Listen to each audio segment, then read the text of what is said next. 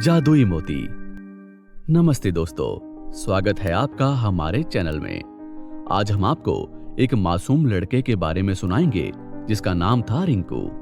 रिंकू अपने mummy papa के साथ एक खुशहाल जिंदगी जी रहा था। वो एक 10 साल का बड़ा ही भोला और मासूम सा बच्चा था।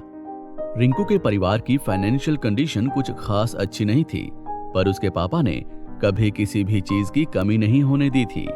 कुछ दिन बाद पास के गांव में मेला लगा था।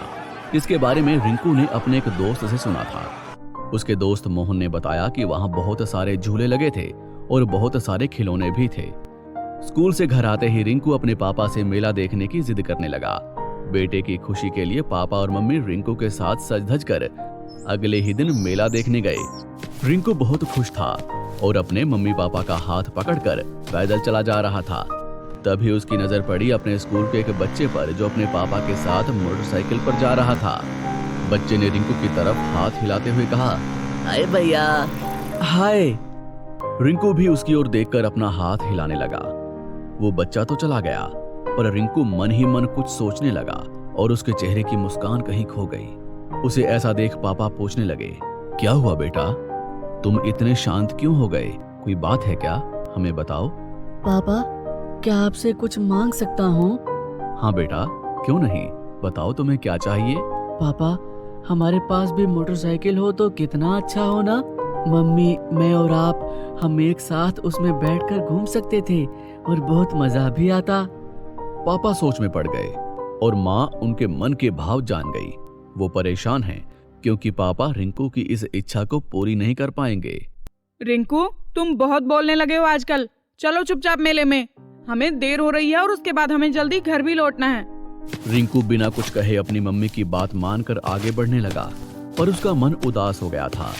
दूसरी ओर पापा भी दुखी हो गए थे, ये सोचकर कि वो बेटे की एक इच्छा तक पूरी नहीं कर पा रहे। रिंकू अधूरे मन के साथ मेला देखने गया और थोड़ी देर के बाद वो हंसने भी लगा, पर पापा अब भी उसी सोच में डूबे हुए थे। अगले दिन से रिंकू के पापा ओवरटाइम करने लगे और 2 हफ्ते बाद उनके पास इतने पैसे आ गए कि वो रिंकू को घुमाने के लिए एक बाइक खरीद सकें। पर इतना काम करने की वजह से उनकी तबीयत बहुत खराब हो चुकी थी। इसलिए जब वो दिन का काम खत्म करके ऑफिस जा रहे थे, वो दरवाजे से निकले ही थे कि चक्कर खाकर नीचे गिर गए। उनको देखकर रिंकू घबरा गया और चिल्लाने लगा, मम्मी, मम्मी, देखो पापा को क्या हो गया है। क्या हुआ आपको? अरे उठिए ना। दोनों माँ बेटे पापा को उठाने की कोशिश में लग गए, पर सारी कोशिशें नाकामयाब हो गई। दोनों के पसीने छूट गए डर के मारे। जल्द से जल्द रिंकू के पापा को हॉस्पिटल ले जाया गया। रिंकू अपनी मम्मी के साथ बाहर बैठकर इंतजार करने लगा। थोड़ी देर बाद डॉक्टर बाहर आकर बोले कि उनकी तबीयत बहुत बिगड़ चुकी है और इनके इलाज के लिए 1 लाख रुपए चाहिए। डॉक्टर की बात सुनकर मम्मी दुख में डूब चुकी थी। रिंकू भी बहुत परेशान हो गया और शाम को अपने घर के पास वाले समुद्र के किनारे जाकर बैठ गया। वो रोने लगा और उदास मन से गीली रेत पर लिखने लगा कि काश कोई चमत्कार हो जाए और उसके पापा ठीक हो जाएं। वो खुद को दोषी मान बैठा था क्योंकि पापा उसकी इच्छा पूरी करने के लिए ही ओवरटाइम करने लगे, जिसके कारण वो बीमार हो गए। वो ये सब बातें सोच ही रहा था कि अचानक समुद्र की एक लहर के साथ छोटी सी मछली रिंकू के पैर से टकराई और वापस पानी में जा नहीं पाई। वो पानी के बिना छटपटा रही थी। इधर दुखी रिंकू मछली की ये हालत देख ना सका और उसे उठाकर पानी में छोड़कर आया। वो अपने घर जाने के लिए पलटा ही था कि पीछे से कुछ अजीब सी आवाज आई, जैसे कि पानी में कुछ है। वो पलट कर देखता है और वहां का नजारा देखकर चौंक जाता है। उसने देखा कि पानी में एक बेहद सुंदर जलपरी खड़ी थी। उसकी सुनहरी पूंछ पानी में लहरा रही थी। रिंकू कुछ पल के लिए सुध बुध खोकर आश्चर्य भाव से उसे देखे जा रहा था। इतने में जलपरी बोलने लगी, तुम्हारा शुक्रिया मैं कैसे अदा करूं? तुमने तो मेरी जान बचाई। तुम बहुत अच्छे हो। तुम सच में एक जल परी हो क्या? हाँ, ये बिल्कुल सच है। बोलो, क्या चाहिए तुम्हें? मैं तुम्हारी कोई मदद कर सकती हूँ क्या? धन्यवाद, पर मैंने किसी मकसद से तुम्हारी मदद नहीं की और मेरी मदद तो सिर्फ भगवान ही कर सकते हैं। ऐसा क्यों बोल रहे हो? तुम्हारी अच्छाई और खुददारी देख के मैं तुम्हारी मदद करना चाहती हूँ। बोलो ना, ऐसा क्या हुआ है? मेरे पापा की तबीयत बहुत खराब है, वो हॉस्पिटल में है और उनके इलाज के लिए बहुत पैसे चाहिए। मैं कुछ नहीं कर पा रहा। जलपरी रिंकू के आंसू पोंछकर उससे कहती है, मैं इस मामले में तुम्हारी मदद कर सकती हूँ। रिंकू कुछ कह पाता इससे पहले ही जलपरी पानी में चली गई और रिंकू हैरानी भरी निगाहों से उसे समुद्र में ढूंढ रहा था। कुछ ही पल में जलपरी फिर से आई और इस बार वो अपने साथ अपने हाथ में एक सुंदर सा चमकता हुआ सीप लेकर आई थी। जलपरी उस सीप को रिंकू को पकड़ाकर कहती है, ये लो, ये है चमत्कारी सीप। इसके अंदर एक खास जादुई मोती है।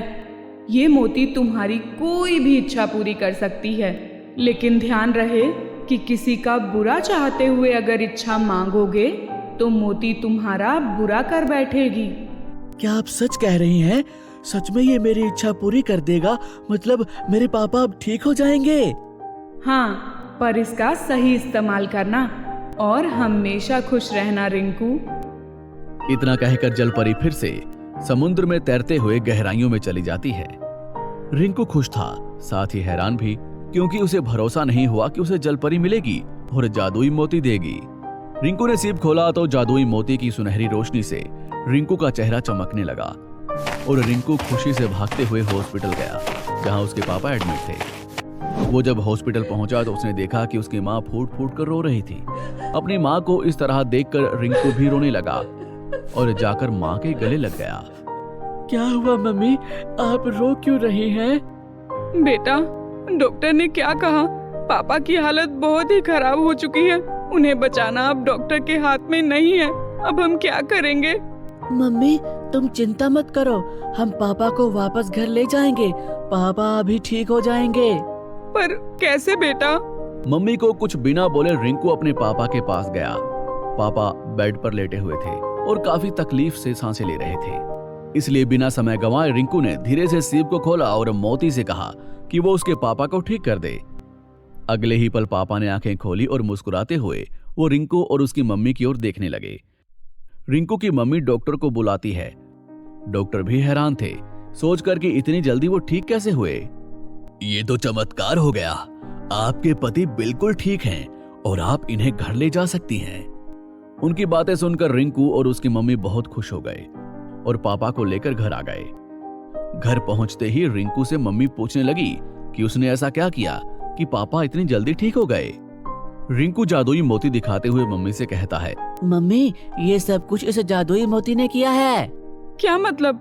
सच में इस मोती ने चमत्कार किया है? पर कैसे? और तुम्हें ये कैसे और कहां से मिला? रिंकू ने मम्मी और पापा को सारी कहानी बताई कि कैसे उसने एक छोटी सी मछली की मदद की और बदले में उसने रिंकू को जादुई मोती दिया जो उसकी सारी इच्छाएं पूरी कर सकता है। मम्मी पापा रिंकू की बात सुनकर बहुत खुश हुए, क्योंकि उसने एक मछली की मदद की और उसकी इसी अच्छाई की वजह से पापा की जान बच पाई। अगले दिन रिंकू ने मोती से मोटरसाइकिल मांगी और वो भी अगले पल रिंकू के घर के सामने खड़ी थी। रिंकू के पापा सुबह उठकर ऑफिस जाने वाले थे, तभी उन्होंने चमचमाती हुई गाड़ी देखी और बहुत खुश हो गए। इस तरह रिंकू ने जादुई मोती की मदद से न सिर्फ अपने पापा को बचाया, बल्कि अपनी मोटरसाइकिल की इच्छा को भी पूरा कर लिया। तो दोस्तों, कैसी लगी आपको ये कहानी? उम्मीद है बेहद पसंद आई होगी। ऐसी ही अच्छी अच्छी स्टोरीज के लिए वीडियो को लाइक करें, हमारे चैनल को सब्सक्राइब करें और अपने दोस्तों के साथ शेयर करें।